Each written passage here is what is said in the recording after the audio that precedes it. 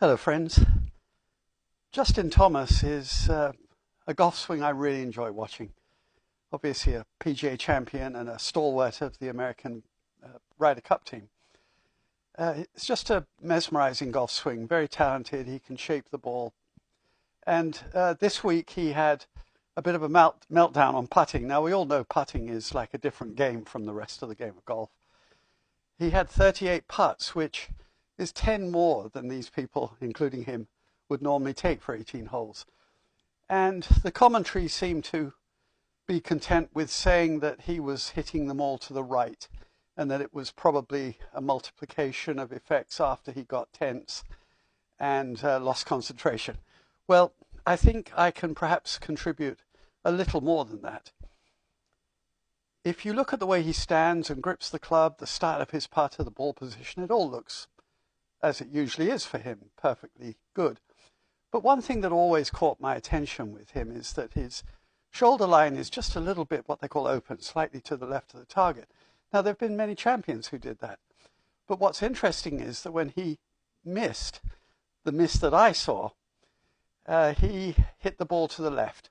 And then for the rest of the round, because these greens are just so remarkably fast, you're trying to not hit the ball too far and take a little off and not let it go left. And of course, at that point, you start to lose it to the right, which is what the commentary seemed to notice.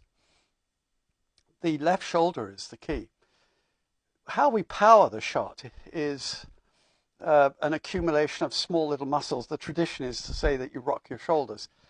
Now, if you look back at Jack Nicklaus, a great champion, he was a fairly tall man, but he was bent over almost to the point where his body was horizontal.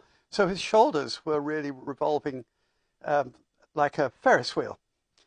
Now, a contemporary of his, Ray Floyd, another great champion, stood quite tall, but his shoulders still managed to revolve relatively like a Ferris wheel. What I see with Justin Thomas is that he goes left when his shoulders end up slightly to the left of the target on the follow-through.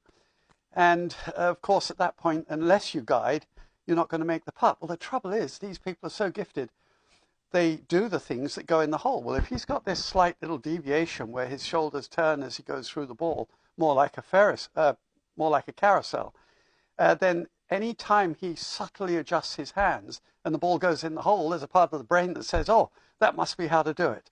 And they're so gifted they can do it for weeks with great success. But eventually it catches up with you. And so in his case, and I think for the rest of us, there's a lesson here. The shoulders should be tested to work in a fashion more like a Ferris wheel, even if it means that the right arm has to be allowed to go past your core. So instead of keeping it in front of your body and just turning the body, I think you should let the hands and arms go past your core and keep the left shoulder nearer to the target line just for a little longer. I hope it helps.